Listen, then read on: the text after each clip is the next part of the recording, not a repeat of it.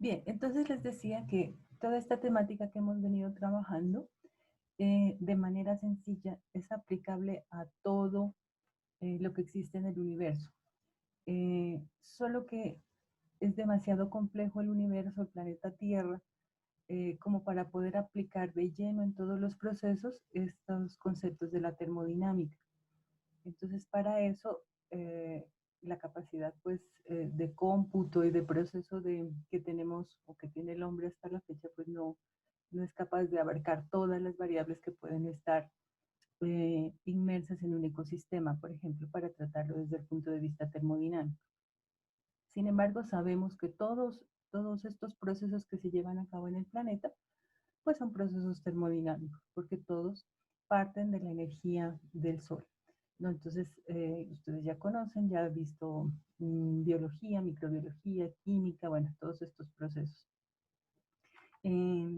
Donde más se puede aplicar es en el balance de energía climático.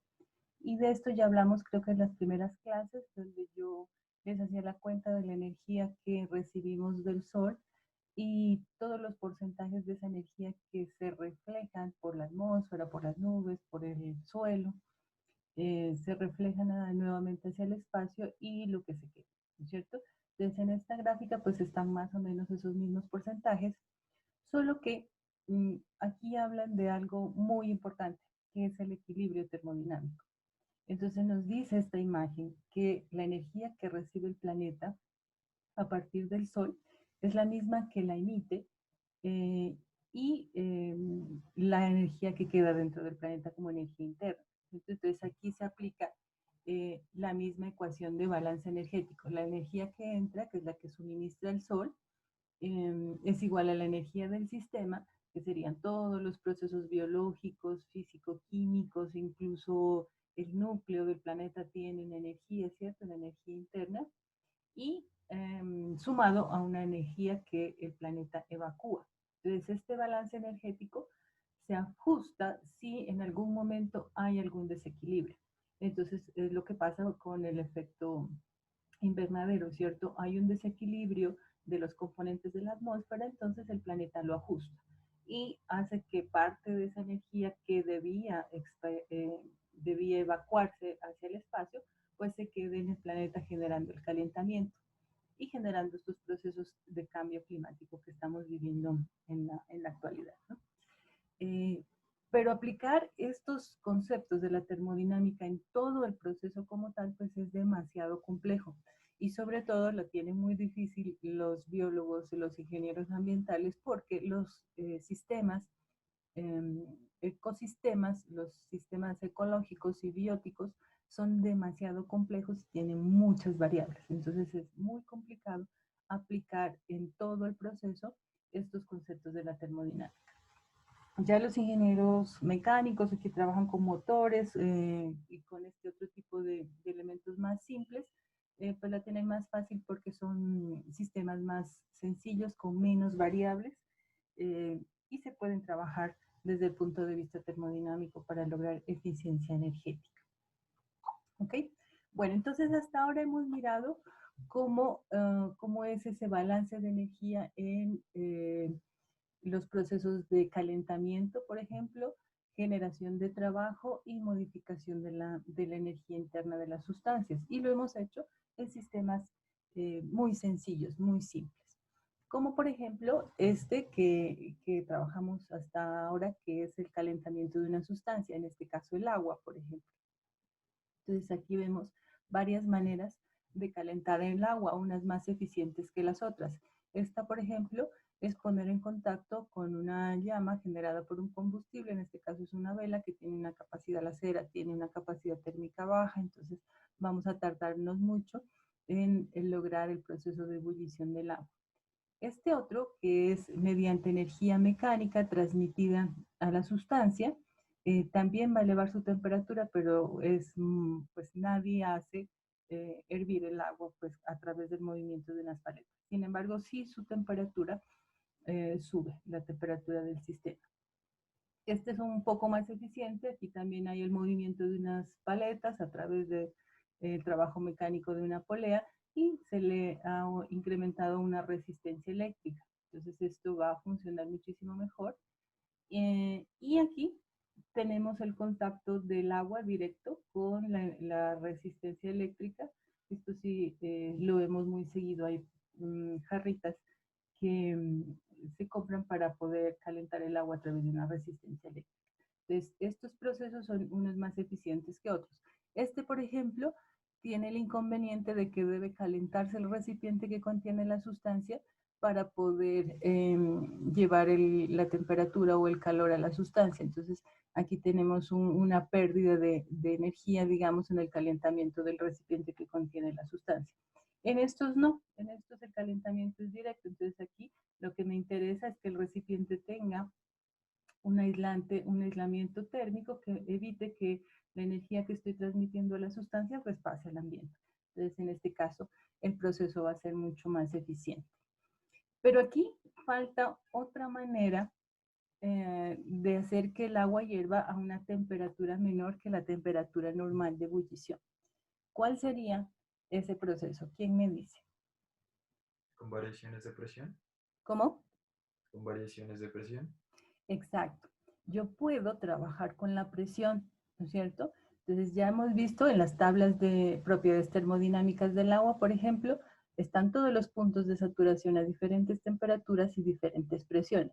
Entonces incluso yo puedo hacer hervir el agua a 30, a 20 grados Celsius, pero con la presión adecuada, es decir, una presión baja que me permita que esa energía transforme, cambie de fase rápidamente el agua sin necesidad de llegar a una temperatura muy alta. ¿Ok?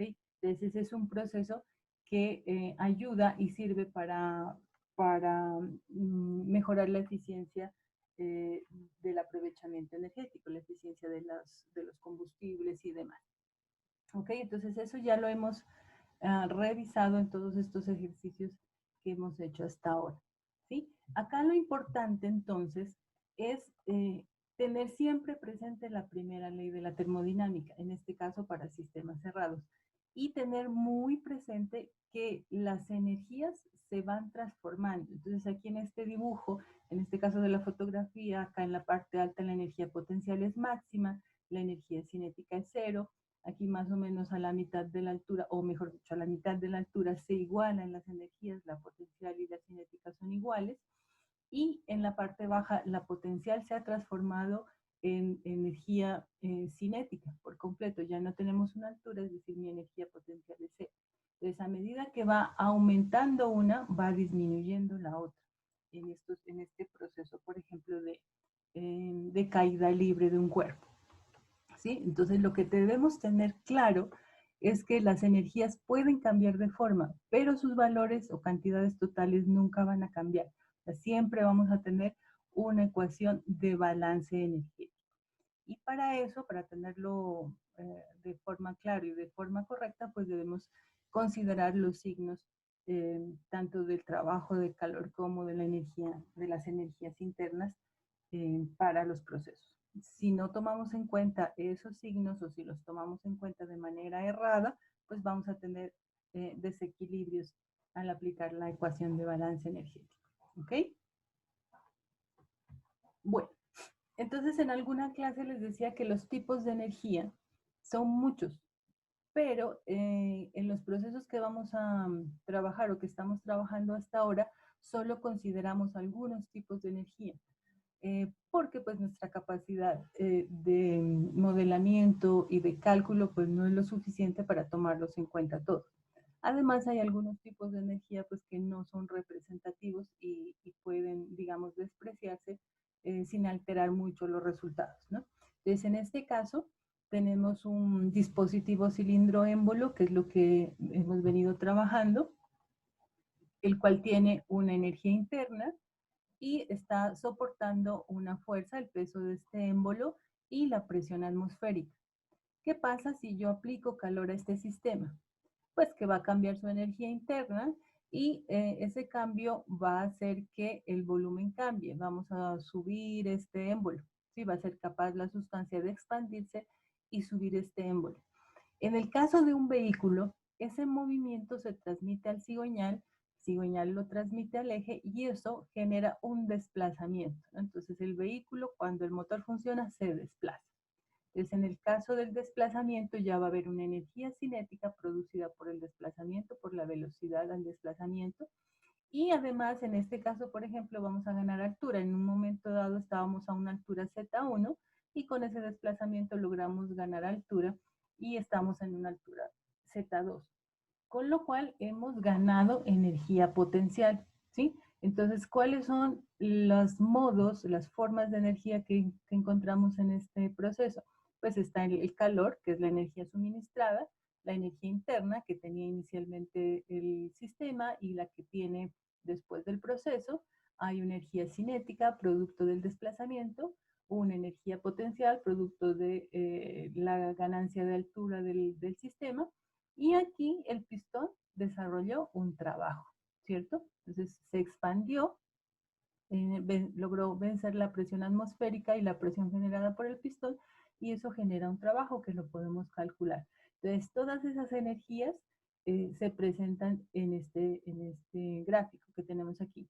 Hay otras, la energía de fricción, por ejemplo, que no la consideramos, la energía interna, esta energía interna en algunas de las primeras clases les decía que es una energía microscópica, o sea, es una propiedad microscópica que depende de las partículas del sistema, ¿no? Entonces las partículas tienen varios movimientos y todos esos movimientos generan su energía interna. Entonces hay movimientos de vibración, hay movimientos de desplazamiento, entonces tendría energía cinética, suben y bajan las partículas, habría energía potencial, energía elástica porque se chocan unas con otras y rebotan, giran sobre su propio eje, entonces tendríamos una energía de torque o de movimiento, o sea, y hay energías de vibración.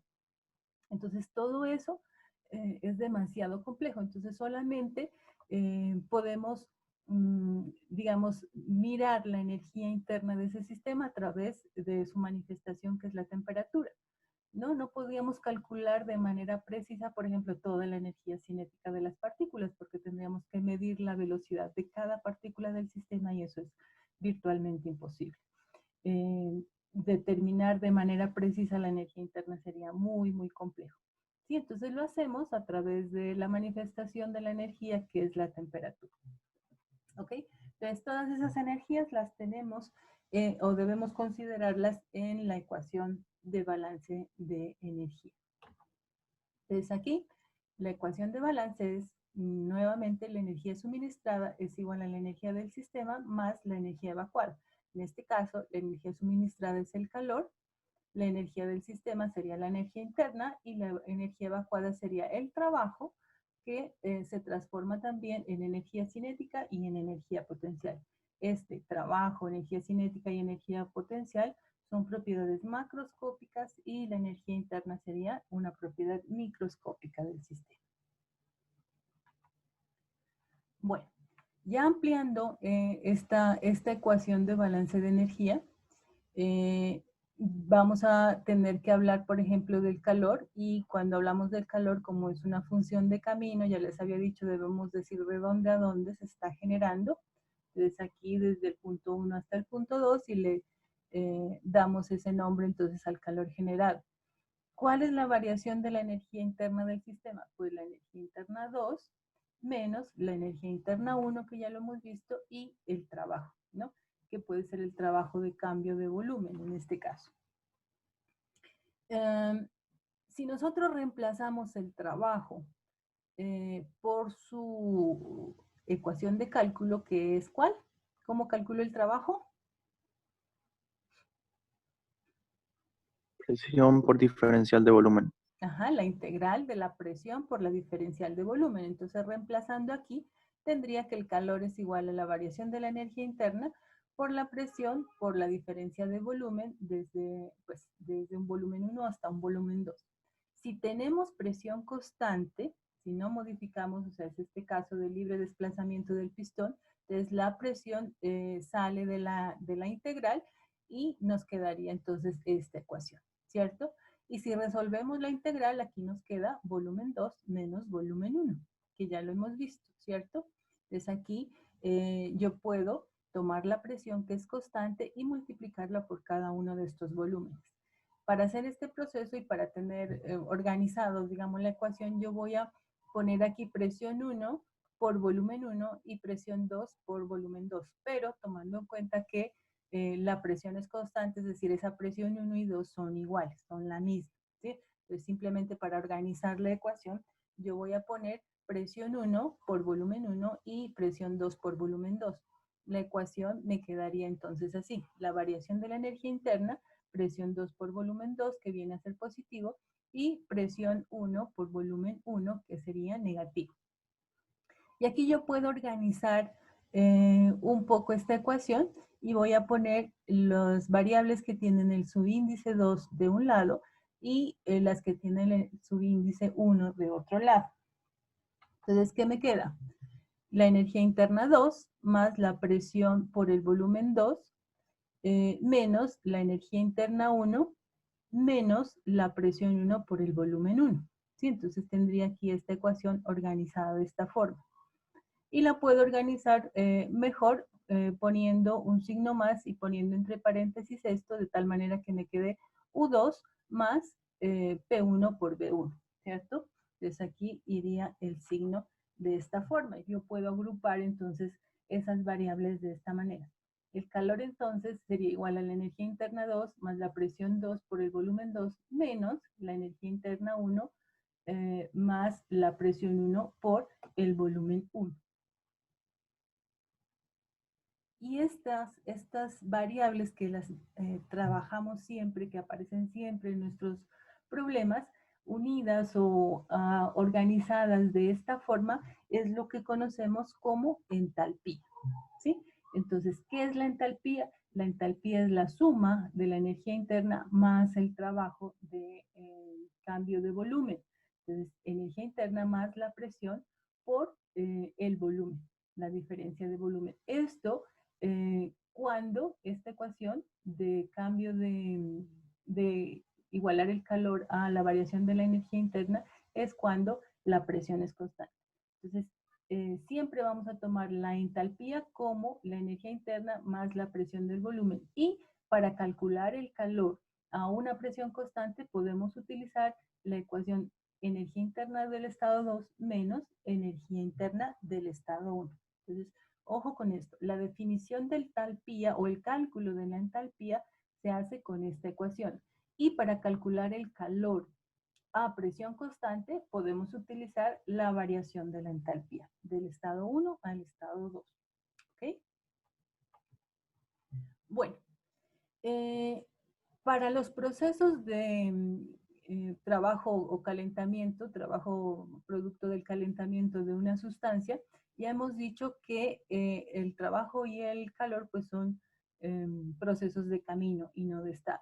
Entonces, para poder calcularlos, debemos trabajar con diferenciales, de tal manera que yo puedo tomar la diferencial del calor como la diferencial de la energía interna más la presión, que es constante, por la diferencial de volumen, y eso me va a dar kilojulios siempre por kilogramo. En este caso, ustedes ven que yo he puesto minúsculas, la Q del calor, la U de la energía interna y la V del volumen. Significa que son valores específicos, ¿no? Entonces, calor específico, energía interna específica y volumen específico. Por tanto, entonces, el resultado va a ser en energía por unidad de masa, es decir, el calor específico. Entonces, a ese suministro de calor a presión constante que me genera un cambio de volumen, yo lo llamo entalpía, ¿no? Esa entalpía entonces es el producto o suma de varias variables, en este caso la energía interna, la presión y el volumen, que aparecen con regularidad.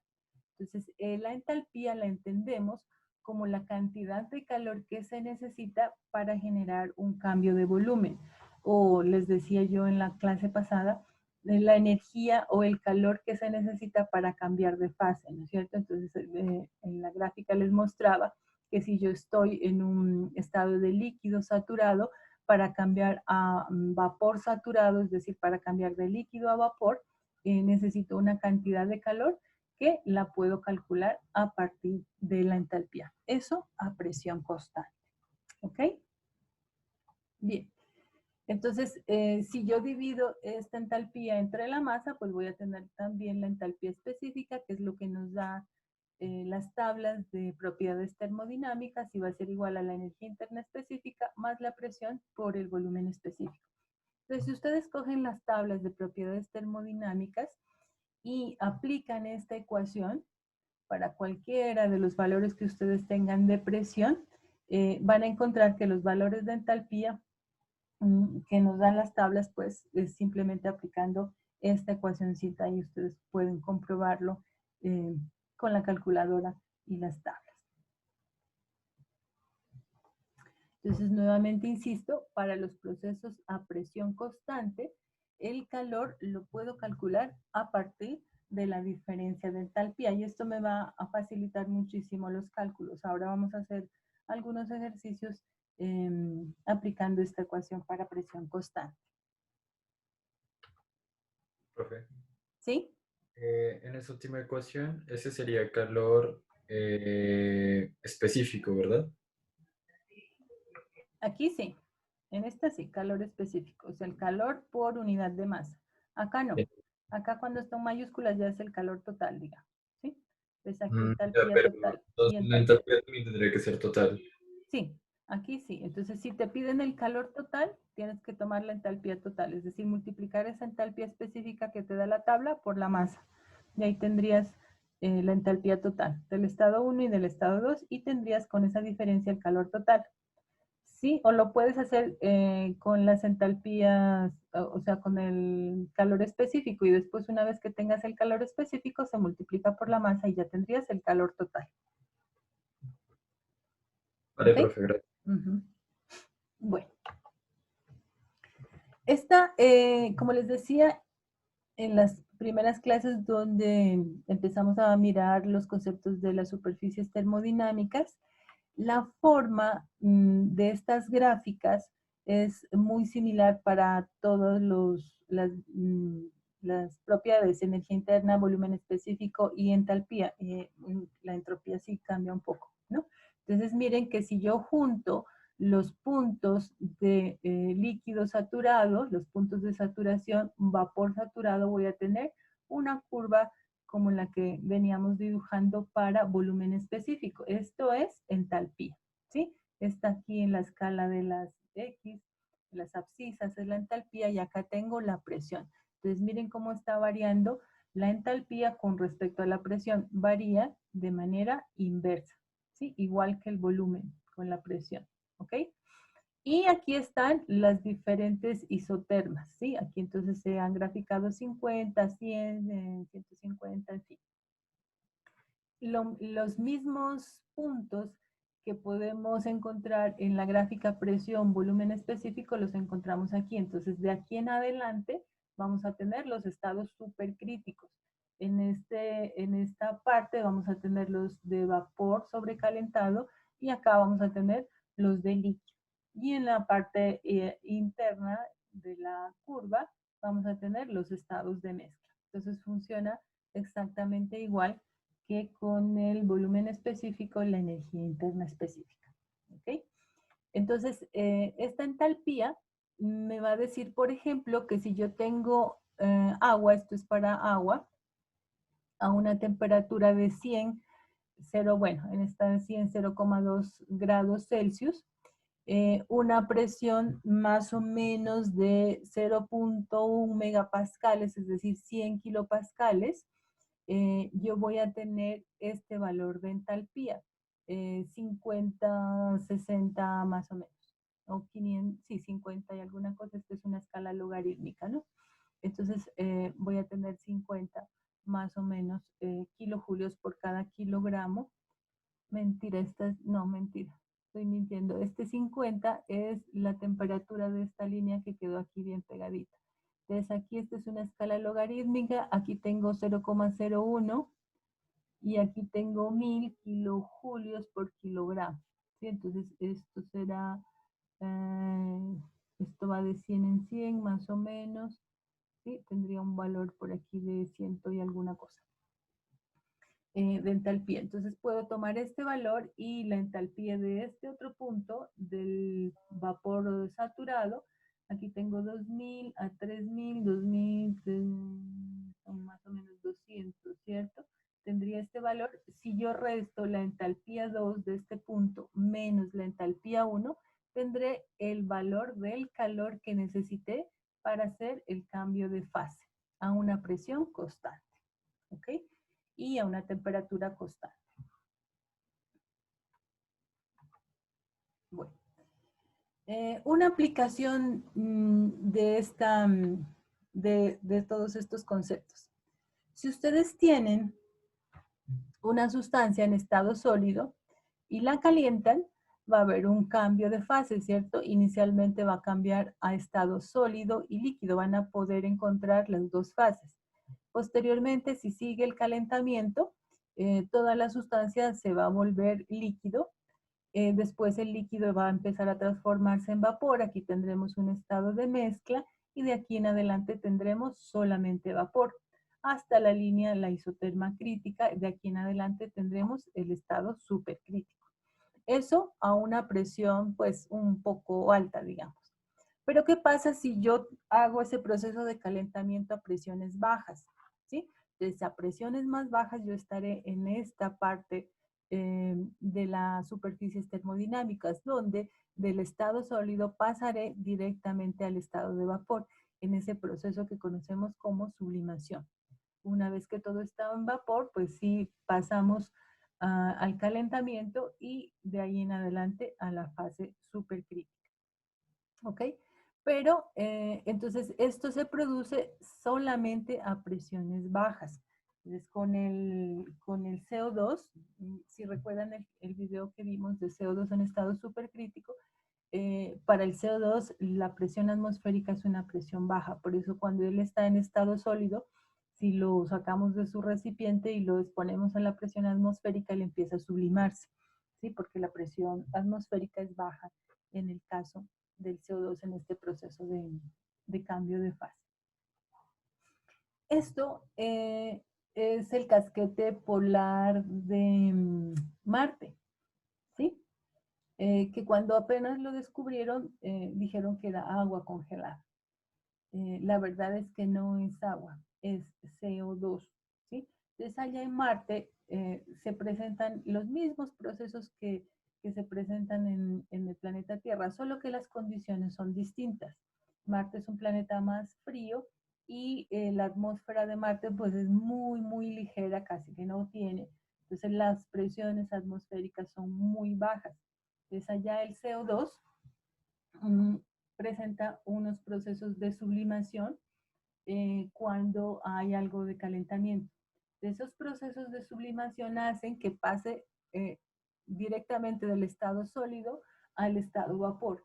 Y en ese cambio se generan una especie de explosiones, ¿sí? Y esas explosiones me producen viento, el viento como tempestades de arena o tempestades de polvo de Marte. Y esas tempestades lo que hacen es arrastrar las partículas sólidas que están congeladas o que están en el suelo en ese momento de la explosión y las arrastran hacia los alrededores, ¿sí? Entonces por eso ustedes aquí ven acumulación en estas partes más oscuras de esas partículas de polvo que se han arrastrado producto de este cambio de fase del estado sólido a vapor en el casquete polar de Marte. Aquí entonces no hay posibilidad de tener sustancias en estado líquido, o de agua o CO2 en estado líquido, porque pasa directamente del estado sólido al estado vapor. Con el agua en cualquier planeta similar a Marte pasaría lo mismo. Entonces se necesitan unas condiciones muy específicas de temperatura y calor para que esté el agua en estado líquido. Realmente esta condición que tiene el planeta Tierra de tener agua en estado líquido es, digamos, una coincidencia muy afortunada, que puede ser muy raro porque se necesitan condiciones muy específicas de temperatura y presión atmosférica. Entonces, la distancia a la cual estamos del planeta Tierra del Sol es tal que me permite que no sea ni tan caliente ni tan frío como para mantener el agua en estado líquido. Igual la atmósfera, el peso de la atmósfera del planeta Tierra es tal que me permite esa situación. Entonces, debe darse las dos condiciones para que haya agua en el planeta. Entonces, es una condición muy rara, pero sin embargo, si miramos pues la dimensión del universo y la cantidad de planetas que existen en el universo, es muy posible que estas condiciones pues se den en otros planetas y haya agua e incluso pueda haber vida igual que existe aquí en el planeta Tierra. Esta es la condición del dióxido de carbono para Marte. Entonces, allá hay un 96% de la atmósfera del planeta es dióxido de carbono y estos otros gases, ¿cierto? Entonces, la presión a la cual existe, o las presiones que existen en ese planeta, son, por ejemplo, unas temperaturas de menos 122,5 grados Celsius y 0,06 bares, ¿no? Entonces, son presiones y temperaturas muy bajitas. Entonces, estamos aquí en la gráfica presión-temperatura. Estaríamos entonces en este punto pasando del estado sólido al estado vapor de manera directa. ¿Okay? Estos es los valores atmosféricos de Marte. Bueno, esa condición también la podemos observar en los polos, ¿sí? En los casquetes polares del planeta Tierra, donde tenemos la posibilidad de tener agua en estado sólido y líquido, ¿no? Entonces, ¿por qué tenemos agua en estado sólido y líquido en una misma superficie, a una temperatura y a una presión igual? ¿Por qué tenemos esa posibilidad? Es por la característica que tiene el agua de expandirse mientras se congela, ¿no? Entonces, el agua tiene una condición bien particular. Aquí si nosotros graficamos el volumen versus la temperatura, la variación de la temperatura en el agua, vamos a ver que alrededor de los 4 grados Celsius, si el agua se enfría, va a bajar de volumen, va a cambiar su volumen hasta los 4 grados Celsius. De ahí en adelante, el agua, si se sigue el enfriamiento, sigue bajando la temperatura, el volumen va a subir. Entonces, esa condición hace que el agua sólida sea menos densa que el agua líquida. Por eso ella puede flotar, ¿no? Y esa condición, entonces, es la que permite que haya o se mantenga la vida, por ejemplo, en los procesos de glaciación. ¿Qué pasó en las glaciaciones del planeta? Pasa que se empieza a congelar toda la superficie del planeta y la superficie de los mares. ¿Sí? Se congela, pero se congela la parte superior. ¿Sí? Se congelaría la parte superior de los mares y de los océanos. Y empezaría entonces a flotar esa capa de agua congelada y haría como un aislamiento térmico entre la parte superior y el interior del mar, que mantendría una temperatura un poco más alta, una densidad entonces mayor, y con esa temperatura proveniente probablemente del núcleo del planeta o de la corteza terrestre, va a mantener el agua en estado líquido y va a permitir que los microorganismos que existen pues puedan adaptarse a esa situación y pues, se pueda mantener la vida. Esa temperatura es producto pues del vulcanismo y de la actividad magmática del planeta. Entonces es medio que un efecto invernadero, digamos, porque el congelamiento evita que el frío, o la baja temperatura o el baja de calor que hay en la atmósfera, pues congele todo el agua. Si eso fuera el contrario, si el agua sólida fuese más densa que el agua líquida, entonces cada vez que se congelaría, bajaría y entonces cada vez habría más hielo, más agua sólida en las profundidades y entonces se congelaría toda la capa de agua de los océanos y de los mares. Entonces, esta condición de tener expansión al solidificarse permite entonces que exista la vida en el planeta. ¿Ok? Eso como para trabajar un poco estos temas como aplicación de los procesos planetarios. Bueno, otra aplicación que les había comentado de estos temas es la extracción de sustancias a partir de los procesos de estados supercríticos. Entonces, este es un esquema dibujado por mi profesor de termodinámica, el profesor Saleguín, y que le explica muy bien, nos explica muy bien cómo es ese proceso entonces de extracción, por ejemplo, de la cafeína del café. Esto ustedes ya lo vieron en un video que mostramos cuando hablamos de las fases y los estados supercríticos de las sustancias. Entonces, este es el proceso que se maneja en los extractores de cafeína. Aquí tenemos un cilindro que contiene CO2. En un estado de mezcla tenemos líquido y vapor. Aquí hay un sistema de calentamiento que me permite llevar el CO2 a la temperatura pues, que se requiere. Posteriormente hay una bomba que me permite elevar la presión también a la presión requerida para tener el estado supercrítico. Y como este cambio de presión también genera cambios en la temperatura, aquí nuevamente tenemos un control de temperatura que me permite elevar o bajar la temperatura a la que yo requiero para poder extraer la cafeína. Entonces, en el caso del café, es bien importante la temperatura. ¿Por qué?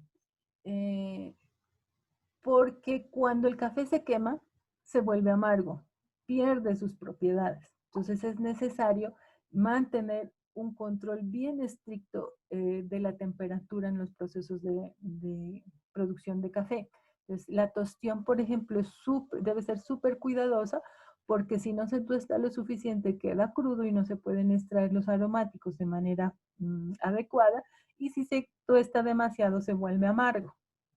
Entonces la temperatura debe estar controlada de manera muy precisa. ¿Ok? Entonces, bueno, una vez que pasa el CO2 por estos procesos, llega al estado supercrítico. Aquí en este recipiente tenemos los granos de café.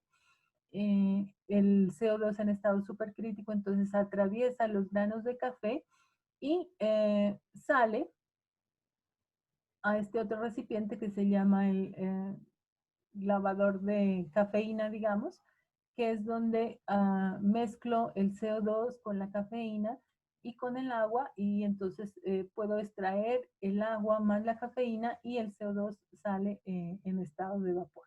¿Ok? Pero bueno, ¿cómo es el proceso aquí? El asunto es que el CO2 en estado supercrítico tiene una densidad tan baja que es capaz de penetrar en los granos de café.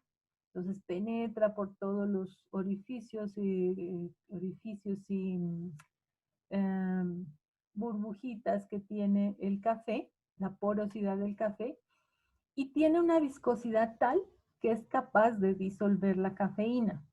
Entonces el CO2 tiene una densidad muy baja, penetra en el grano de café y lo atraviesa. Y tiene una densidad tal, una viscosidad tal, ya saben el concepto de viscosidad, ya lo vieron en hidráulica. Esa viscosidad permite disolver la cafeína y entonces el CO2 sale del grano de café con la cafeína disuelta en el CO2. Una vez que eso sucede, pues yo puedo extraer el CO2, sacar los granos de café por separado y ya tengo el CO2 con la cafeína. Bueno, entonces en este proceso lo importante es tener el CO2 en estado supercrítico. Para eso debo tenerlo a una temperatura y a una presión determinada, ¿no? Entonces voy a mirar en la gráfica de temperatura versus volumen para el CO2, qué es lo que sucede. Entonces, en este punto tengo el CO2 en estado de mezcla, ¿no? Estaría en este punto 1 a una temperatura determinada y a una presión 1, ¿no? Tendría una temperatura 1 y una presión 1. Aquí yo tengo un proceso isobárico. ¿Qué voy a hacer? Voy a calentarlo. Entonces hay un proceso de calentamiento, no es un calentamiento muy grande, digamos, no elevamos mucho la temperatura. Recuerden que el CO2 en estado supercrítico requiere una temperatura alrededor de 30 grados Celsius, ¿cierto? Entonces aquí caliento un poco, pero mantengo la misma presión.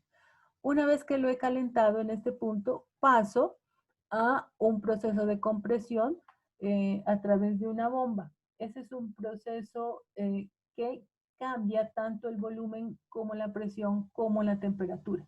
Entonces es un proceso de compresión politrópica. Aquí voy a mantener este proceso de compresión y esos procesos de compresión, como les decía, lo que hacen es elevar la temperatura. Entonces aquí paso de una presión 1 a una presión 4, que es la que requiero para llegar al estado supercrítico, pero en ese proceso se elevó mucho la temperatura. Y como les había dicho, el café necesita una temperatura no muy elevada, porque si la temperatura es muy alta se quema. ¿Sí? Entonces necesito nuevamente bajar la temperatura, pero ya voy a mantener esta presión constante. Entonces a través de este control de temperatura puedo bajarlo. En este caso se necesita un enfriamiento para llegar a la temperatura 4, que es la temperatura que requiero para la extracción de la cafeína. Entonces aquí miren, estamos en estado supercrítico a una temperatura de 4 con una presión 4 y aquí hubo un cambio de volumen, ¿sí? Entonces inicialmente aquí teníamos un volumen, aquí aumentamos el volumen, aquí redujimos nuevamente el volumen y aquí nuevamente estamos haciendo una reducción de volumen. Entonces tengo un volumen específico aquí para este punto 4 determinado, ¿sí? Entonces todo eso sucede en este proceso, de tal manera que aquí ya tengo el CO2 a una temperatura 4, a una presión 4 y a un volumen que diría aquí pues también a un volumen 4. Perdón. ¿Ok? Entonces este es el proceso de extracción de la cafeína de los granos de café. Y así, igual en el video que vieron de extracción de, creo que eran esencias de granola o algún girasol, algún grano, ¿sí? Se generan o se presentan los mismos procesos para la extracción de esos concentrados de sustancias. Bueno, vamos a tomar en este punto un volumen de control pequeñito. Voy a ampliar aquí en este calentamiento. Aquí estoy calentando el CO2, entonces voy a tomar un volumen de control pequeñito que lo podría asumir o asimilar al dispositivo cilindro émbolo que hemos trabajado. Aquí pues está calentando la sustancia, entonces ese calentamiento genera un incremento en el volumen, ¿sí? Entonces esto es lo que está sucediendo. Aquí lo estoy permitiendo a una presión constante, por eso mantengo los pesos en este caso, que sería esto, ¿no? Estoy calentando a una presión constante, entonces hay un aumento de volumen. Y sería más o menos lo mismo que tenemos aquí. Entonces aquí vamos a aplicar la ecuación de balance de energía, que es la energía suministrada igual a la energía del sistema más la energía evacuada. Entonces, ¿qué estoy suministrando aquí? Calor. Estoy haciendo un calentamiento. Va a haber una variación de la energía interna y se va a generar un trabajo. Como la presión es constante, entonces este calor que necesito suministrar a la sustancia, pues lo puedo calcular a partir de las entalpías, ¿sí? Para hacerlo de manera resumida, o igual pues pueden calcularlo como lo veníamos calculando a partir de la energía interna y el trabajo.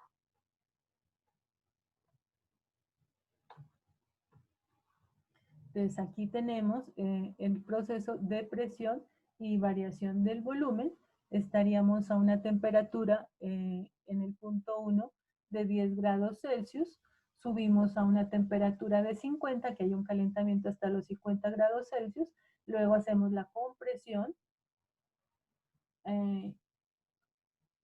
Subimos la presión hasta 100, esto está en bares, un poco más de 100 bares. Y esa compresión hace que suba la temperatura a 130 grados Celsius más o menos. Yo necesito bajar la temperatura del CO2 hasta 50. Entonces aquí está el otro dispositivo. La bajo a una temperatura de 50, una presión de 100, 200 tal vez bares de presión. Y ya tendría entonces el CO2 en estado supercrítico. Entonces aquí me permite, por ejemplo, calcular el calor que necesito para este calentador de aquí. Entonces este valor en la entalpía me va a suministrar el valor del calor que necesito, y con ese valor de calor pues yo voy a poder escoger cuál es el equipo que requiero para hacer ese calentamiento. Y este valor desde el punto 1, desde el punto 2 hasta el punto 3, me da el trabajo de compresión.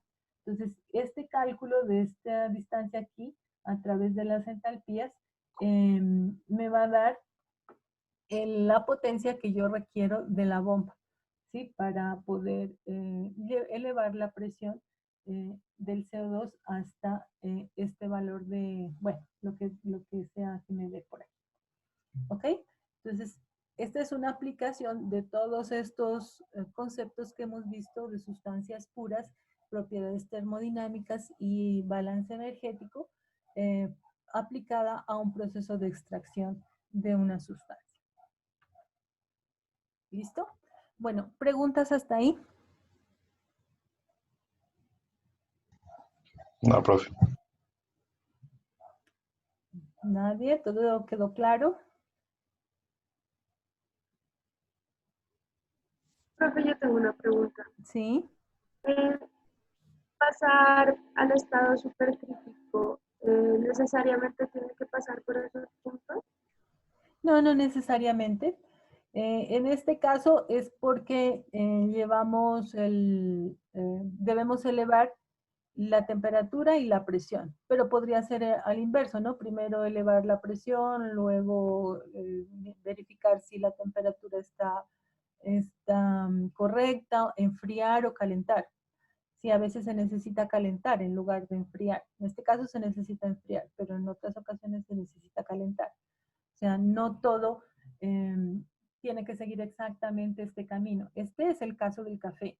Hay sustancias que necesitan más temperatura, por ejemplo, para que sea disuelto el elemento que queremos extraer, ¿no? Entonces podemos hacer un proceso de compresión primero y luego calentamiento. Y no necesariamente. Depende de la sustancia que se requiera trabajar. ¿Alguna otra pregunta?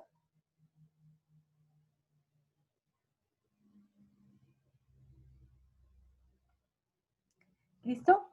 Bueno, entonces, si no hay preguntas, vamos a hacer 2 ejercicios cortos, ya aplicando los conceptos de entalpía, trabajo y calor. ¿Ok? Entonces, yo los voy a hacer nuevamente con el RepPro, pero ustedes por favor verifíquenlo también con las tablas, realmente estos son muy, muy sencillos.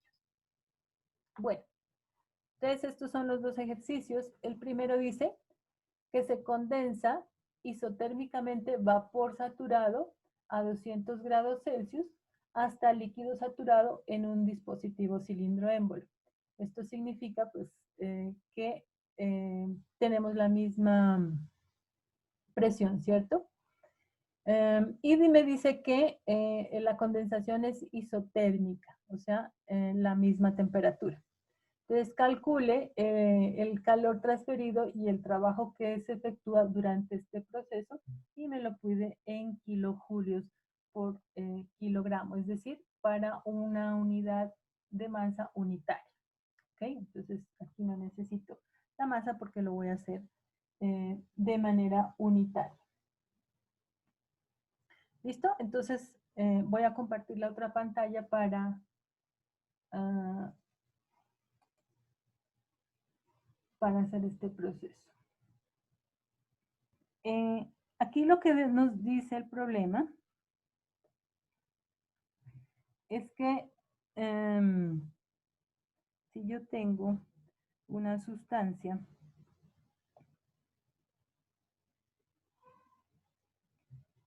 que está, me dice la sustancia, es vapor de agua, creo, ¿no?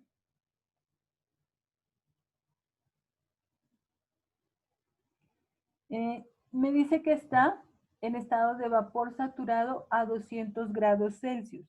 Entonces, ¿en dónde está esa sustancia? Está en este estado, vapor saturado, un punto aquí, y corresponde a la temperatura de 200 grados Celsius. Me dice que se condensa hasta llegar al líquido saturado. Entonces, este sería mi estado 1 y lo condenso hasta mi estado 2, estado de líquido saturado, sería esto. ¿Ok? Entonces, en este caso, me piden calcular el calor y el trabajo que se requiere para ese proceso. Entonces, de manera muy sencilla, yo necesito saber cuál es la energía que se necesitó para hacer este proceso de condensación. Pasé de un volumen 1 a un volumen 2, ¿no? Se redujo el volumen, se condensó la sustancia. Entonces, ¿cómo lo puedo hacer? Pues fácilmente, como me dice que estoy a esta temperatura, en este proceso la presión permanecerá constante. Perdón. Profe, ¿y no es la temperatura la que permanece constante? Sí, dice isotermo, ¿cierto? Pero es un dispositivo cilindro émbolo y no tiene resortes. Entonces, como estoy pasando de este punto a este punto, mira, la temperatura de este, perdón, espera. Estoy pasando de este punto 1 a este punto 2, la temperatura es constante, ¿sí? Y estoy sobre la misma isobárica de presión. En este caso, tanto la presión como la temperatura son constantes. ¿Por qué? Porque se trata de un dispositivo cilindro-émbolo y la condición es que la temperatura se mantiene constante y, ¿verdad? Se mantiene constante porque estoy pasando de aquí hasta acá. ¿Ok? Ya, profe, gracias. ¿Sí? Entonces, como tengo una presión constante,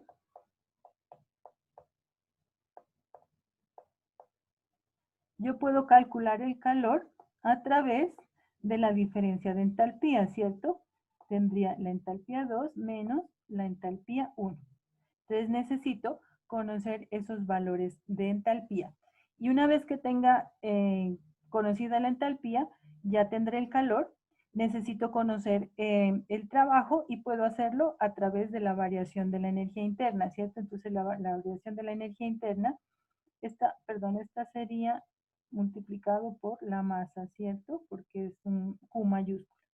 La variación de la energía interna también va a ser U2 menos U1.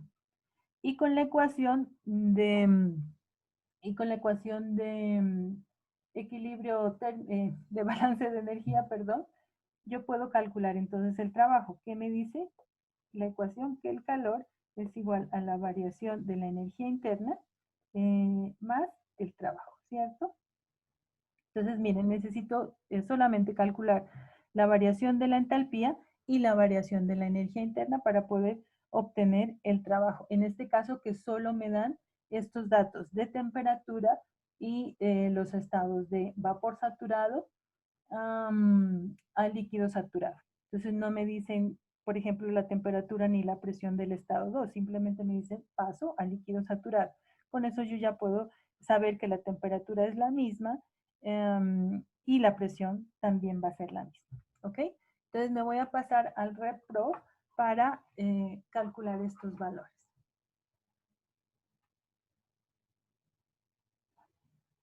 Listo. Entonces aquí en el RepPro vamos a trabajar con las unidades en grados Celsius, presión en kilopascales.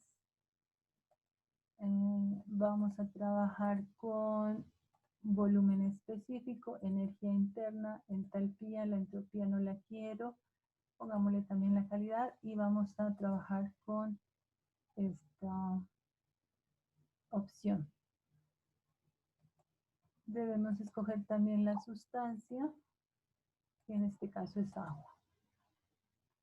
Vamos entonces a calcular las propiedades. Entonces, estoy en estado, bueno, aquí necesito darle la presión, entonces vámonos por acá. Estoy a una temperatura de 200 grados Celsius. Para este caso la presión es 1554,9. El volumen del líquido, .0011565, el volumen del vapor es .12721.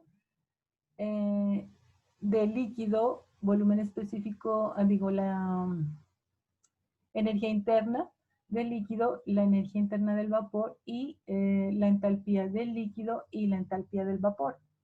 Entonces, miren, como estoy en estado de saturación, debo tomar los valores de volumen específico, energía interna específica y entalpía del estado de vapor, ¿cierto? Entonces aquí, ¿cuánto es la entalpía específica? 292, 2792 kilojulios por kilogramo. Y la energía interna específica del vapor 2594,2. Entonces, por favor, anoten estos valores que son los que vamos a trabajar.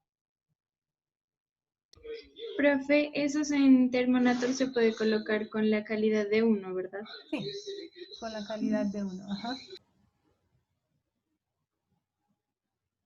Entonces, por favor, anoten estos dos valores. Energía interna del estado 1, 2594,2 y entalpía del estado 1, 2792 kilojulios por kilogramo. ¿Listo? ¿Anotados?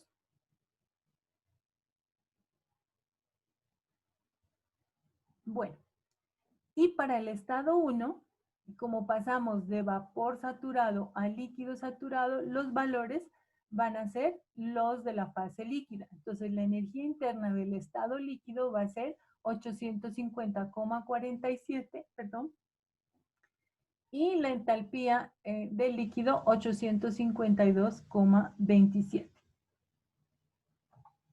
Ya podemos hacer los cálculos de calor del estado 1 al estado 2. Va a ser igual a la entalpía 2 menos la entalpía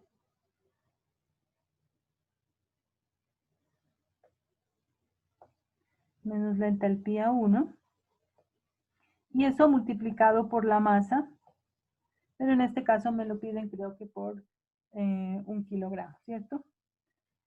Entonces, ¿cuánto es la entalpía 2?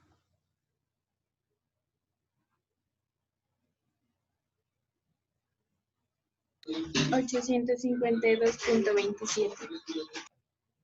852,27 menos la entalpía 1, que creo que eran 2000, ¿qué? 2700, ¿qué? 2792. Estos son kilojulios por kilogramo. Entonces, ¿eso me da un calor de cuánto?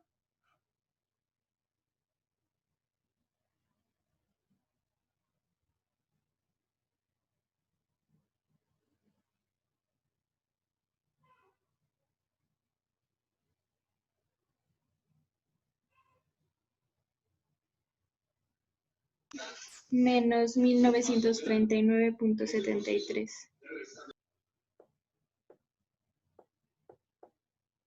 Eso, menos 1939,73. Aquí tendríamos, dejémoslo como calor específico, ¿cierto? Kilojulios por kilogramo. Listo, ya tengo entonces el calor. Necesito la variación de la energía interna. También trabajemos la específica, sería la energía interna 2 menos la energía interna 1. Energía interna 2 nos dio, ¿cuánto?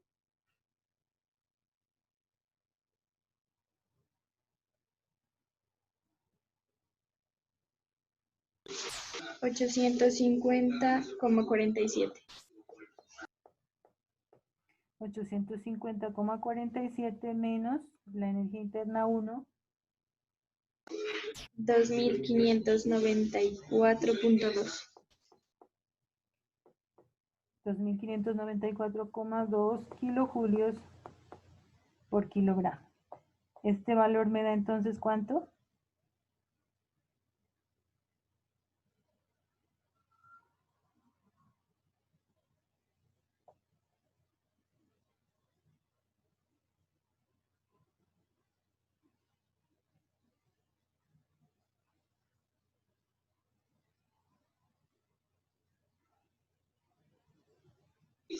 Menos 1743,73.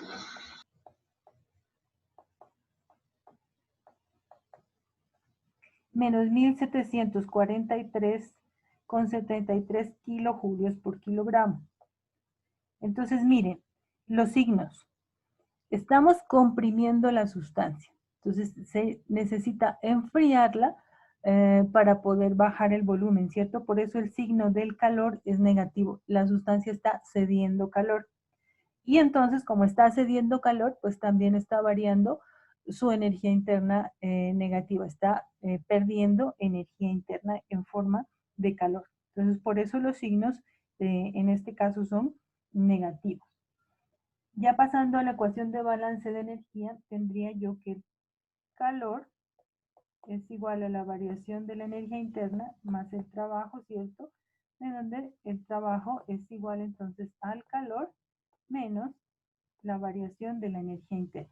Entonces el trabajo, que es lo que me preguntan, es el calor, que es menos 1939,73 menos la variación de la energía interna, pero la variación de la energía interna es negativa, entonces sería menos 1743,73, ¿cierto? Entonces me queda un trabajo de ¿cuánto?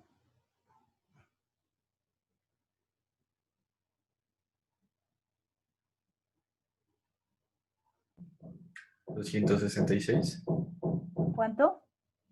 266 menos 266. No sé. Profe, ¿Cuánto? ¿Sí?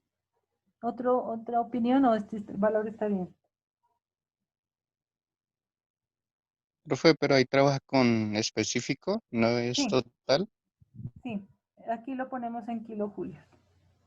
Sí, aquí está específico, o sea, perdón los datos, ¿no?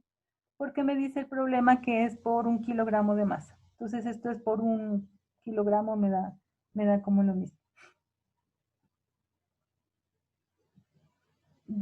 Revísenme por favor esta operación. Menos 196, profe. Sí, menos 196,20 y algo, ¿no? Esto sería en kilojulios por kilogramo.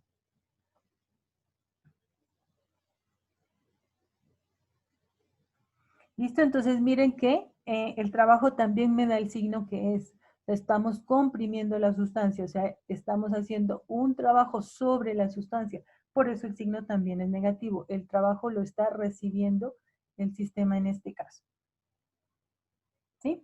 Si ya si ya tuviera la masa, pues entonces multiplicaría este valor por la masa, tanto el valor de trabajo, este valor por la masa, y tendría el trabajo total igual estos valores de calor por la masa, tendría el calor mayúscula y aquí la energía interna también sería mayúscula si lo multiplico por la masa. ¿Okay? Entonces aquí los puse mayúsculas pues para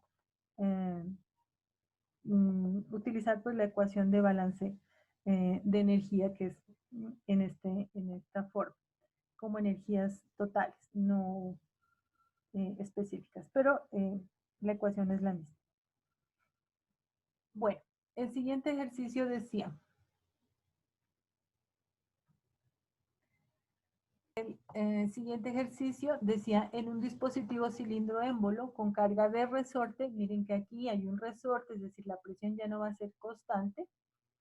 Hay refrigerante 134A y está a 600 kilopascales de presión y 150 grados Celsius de temperatura, con un volumen inicial de 0,3 metros cúbicos. El refrigerante se enfría hasta que su temperatura es de 30 grados Celsius y su volumen se reduce a 0,1 metros cúbicos. Entonces me piden determinar el calor transferido al refrigerante y el trabajo producido por él durante este proceso. Bueno, ahí están dando las respuestas también.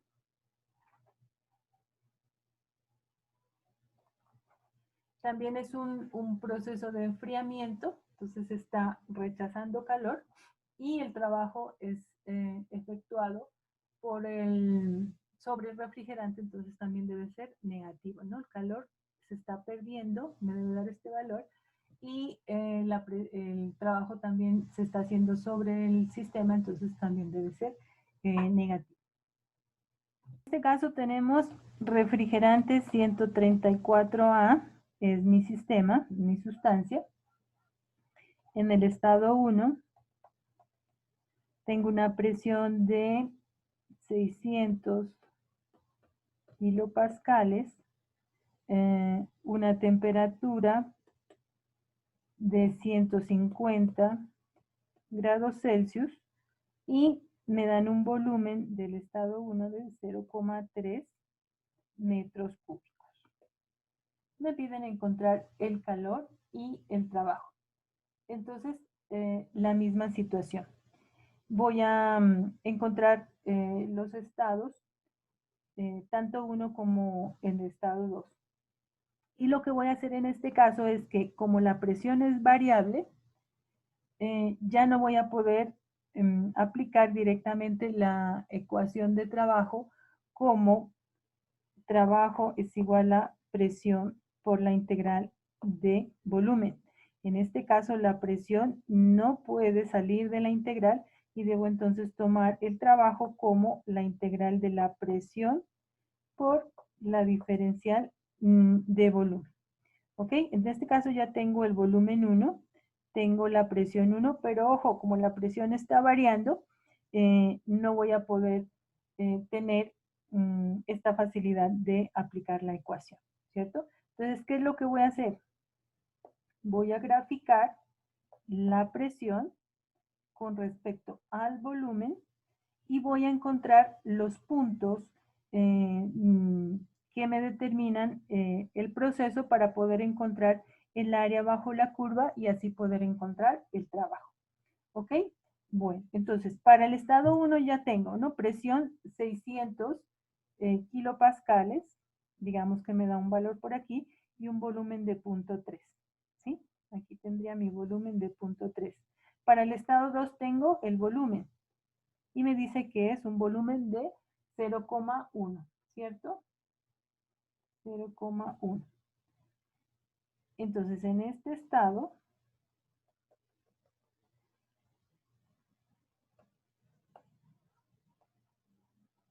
voy a tener, en este punto voy a tener el estado 1 y necesito saber a qué presión está en el estado 2, ¿cierto? Entonces, en el estado 2 me dan la temperatura. Creo que en el estado 2 me dan una temperatura de ¿cuánto? ¿Quién me dice? 30 grados. ¿30 o menos 30? Yo tengo 30, pero no sé los demás. Usted dictó 30. ¿30? ¿Está 30? 30, Ya. Bueno, entonces 30 es la temperatura del estado 2 y el volumen ya lo tengo. Entonces vamos al repro y vamos a mirar qué presión tengo en este estado 2. ¿Ok? Por favor, miren Es que si yo dejo de compartir se me borra esta pantallita. Entonces, por favor, ustedes miren en el Thermonator o en las tablas o en o en el ReProf cuánto es la presión para el refrigerante 134A a 0.3 metros cúbicos. Digo, a 0.3 metros cúbicos, no, a una temperatura de 30 grados Celsius. Se puede mirar solamente con ese dato. Con la temperatura y este volumen podemos determinar la presión. A mí me dio 235.7 kilopascales. ¿Pero por qué? ¿En qué estado está?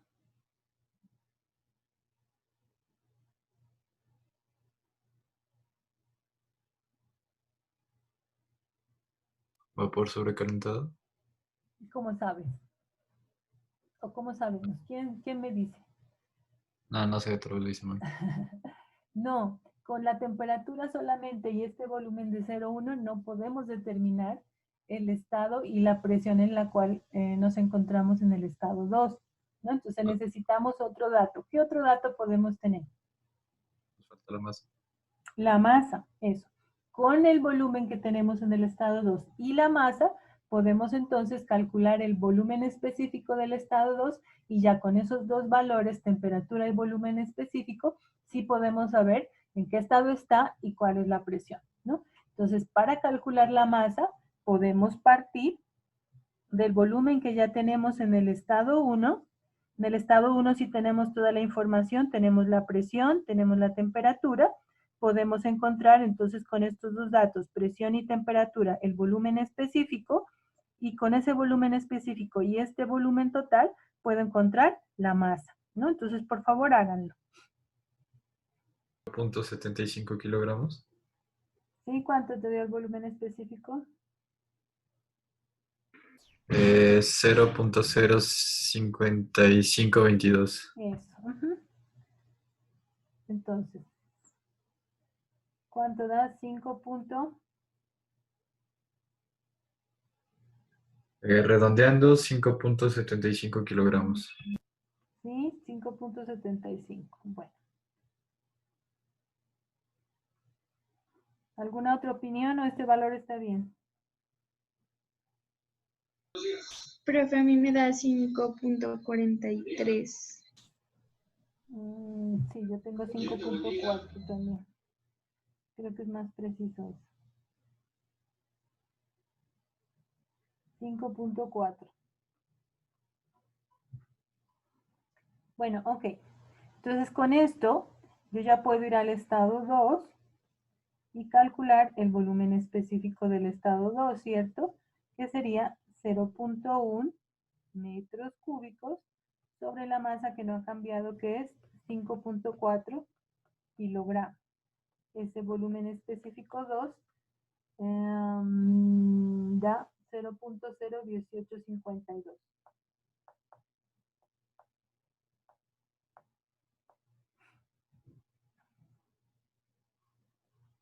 ¿Ok? Con eso entonces ya pueden verificar el estado en el que está la sustancia, en el estado 2 y la presión para este punto 2. Entonces, por favor, díganme en qué estado está y cuál es la presión.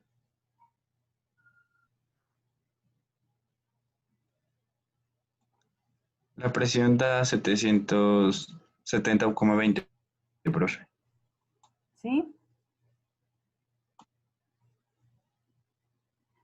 Creo que tengo, a ver, espérenme un segundo.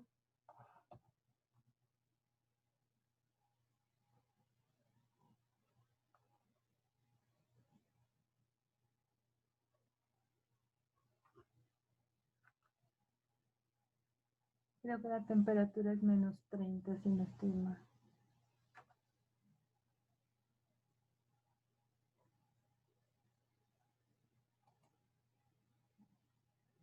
Aquí dice 30. Déjenme revisar porque para que nos den esas respuestas necesitamos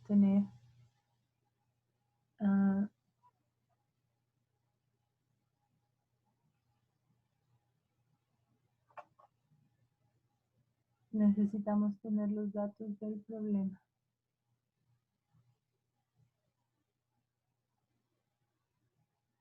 Sí, muchachos, la temperatura del estado 2 es menos 30 grados Celsius. Si no, no nos dan esta respuesta. Entonces, por favor, verifiquen para menos 30 grados Celsius y el volumen específico de 0,185. Profe, qué pena, no lo escuché. Tenemos que cambiar entonces la temperatura. Sí, es que yo copié mal el enunciado del problema. La temperatura del estado 2 es menos 30 grados Celsius. Con 30 también podemos hacerlo, pero no nos van a dar las respuestas que están ahí en el ejercicio. ¿Sí? Entonces, por favor, menos 30 grados Celsius.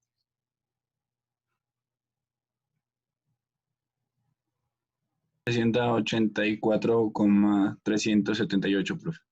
Eso. Ese sí es un dato que me coincide. Entonces, en el estado 2 estaría yo aquí en este punto. Aquí estamos en el estado 2. ¿Y la presión es 84 qué? 84,378. 38, pongamos. ¿Listo? Qué feos estos números. Eso.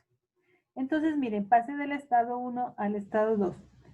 Como lo que me está generando esta modificación en la presión, esta variación de la presión es un resorte, y la fuerza del resorte me representa un proceso lineal, ¿no? La fuerza del resorte es la constante del resorte por X, eso me da un proceso lineal, a menos que el ejercicio diga lo contrario, pues tenemos una variación lineal de la presión. Entonces aquí, ¿cómo está variando la presión? Está variando de manera lineal del estado 1 hasta acá hacia el estado 2. Y significa que el trabajo que se está realizando en ese proceso es el área bajo la curva. ¿No es cierto? Entonces esta será la representación del trabajo que yo debo hacer sobre el sistema para hacer ese proceso de compresión. ¿Sí? Entonces este trabajo lo puedo calcular fácilmente con geometría. Y se trata de qué figura geométrica.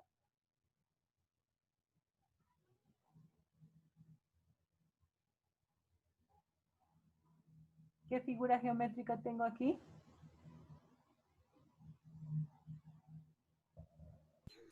Un rectángulo y un triángulo. ¿Okay?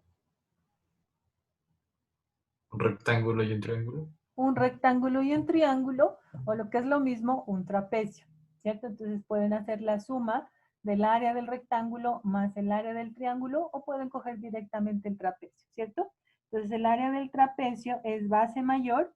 En este caso, la base mayor sería la presión del estado 1, ¿cierto? La base menor sería la presión del estado 2, y la altura sería la diferencia de volúmenes, ¿cierto? Entonces aquí tengo más fácil para encontrar el trabajo, y diría que sería la presión del estado 1, que era 600, si no estoy mal, ¿cierto? 600, base mayor más base menor, 84,38, por la altura, que sería la diferencia de volúmenes, 0,3 menos 0,1, y todo eso dividido entre 2. ¿Listo? Y con eso entonces ya obtengo el trabajo. ¿Cuánto me da? 38,44. Entonces el trabajo, ya lo pusieron en el chat, es igual a 68,44 kilojulios.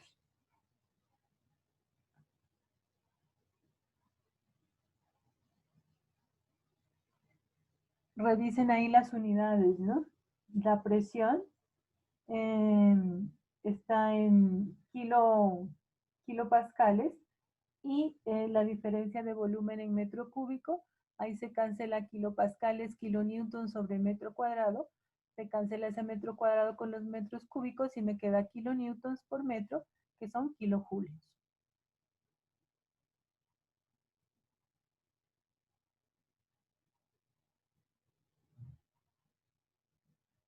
Bueno, ya tengo el trabajo. ¿Qué más me piden? Me piden calcular el calor. ¿Cómo calcularía el calor? Buscando energía interna. Exacto. Yo sé que el calor es la variación de la energía interna más el trabajo, ¿cierto? Entonces, necesito saber la variación de la energía interna. Entonces, como ya tienen los estados, el estado 1 y el estado 2, por favor, verifiquen cuánto es la energía interna en el estado 1 y la energía interna en el estado 2, la energía interna específica. Como ya tenemos la masa, podemos calcular la variación total de la energía interna. ¿Cuánto es la energía interna en el estado 2? 176,58. 176, ¿qué? 58. 58. Listo, eso es a menos 30 grados Celsius. Y en el estado 1, 506,11, profe. sí, 506,11. Esto es kilojulios por kilogramo. Y esto lo multiplicamos por la masa que me dio 5.4, ¿cierto? 5.4 kilogramos.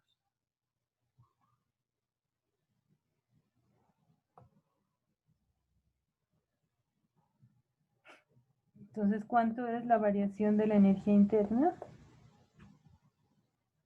Menos 1779. ¿Está bien? Sí, ¿no? Menos.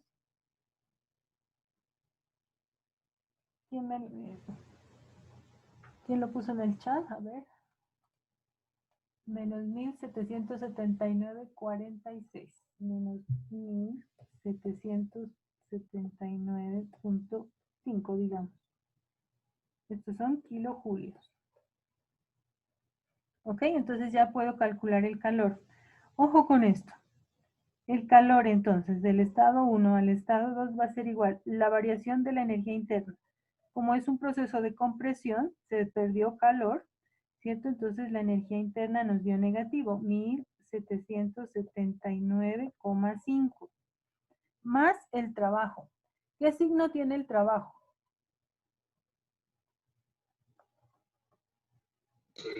Positivo. Nos dio positivo porque nosotros calculamos el área, ¿cierto? Y al calcular el área pusimos la variación de volumen como 0,3 menos 0,1, ¿sí? Pero ahí estaríamos tomando 0,3 el estado 1 menos 0,1 que es el estado 2 y es al contrario, ¿sí? Entonces, como calculamos el área, pues para el valor está todo bien, pero el signo de ese trabajo es negativo. ¿Por qué? Porque se está haciendo sobre el sistema, ¿sí? Entonces, para determinar el valor, podemos calcular el área, pero si lo hubiéramos hecho con la integral, hubiéramos tenido como volumen 2 el 0,1 y como volumen 1 el 0,3, y entonces me hubiera quedado 0,1 menos 0,3 y eso me daría el signo negativo que realmente debe tener el trabajo. Entonces a nosotros sí nos dio un trabajo de 68, pero debemos ponerle el signo que corresponde, que es un signo negativo. ¿Ok? Entonces, en este caso, el signo del trabajo es negativo y es menos 68,44. Entonces, el calor cedido del estado 1 al estado 2 va a ser ¿cuánto?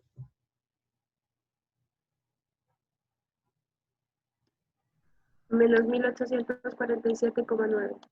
Menos 1800, ¿qué? 47,9. 47,9. ¿Listo? Ese es entonces el valor del calor.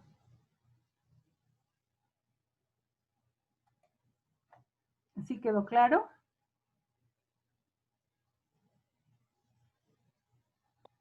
Sí, profe. ¿Alguna pregunta?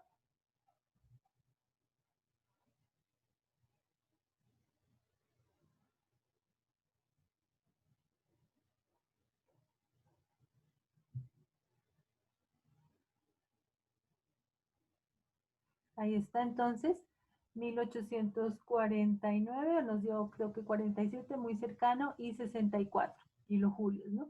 Entonces, calor rechazado por el refrigerante, o sea, debe ser negativo. Trabajo efectuado sobre el refrigerante también debe ser negativo, de 68,4, que ese sí nos dio correcto. ¿Ok? Bueno, preguntas, por favor.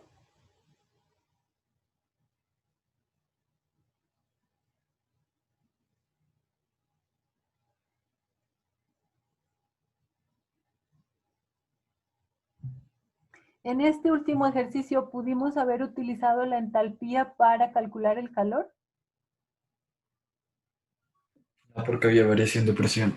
No, claro, porque había variación de presión. Esa ecuacioncita de calor igual a diferencia de entalpías es únicamente cuando la presión es constante.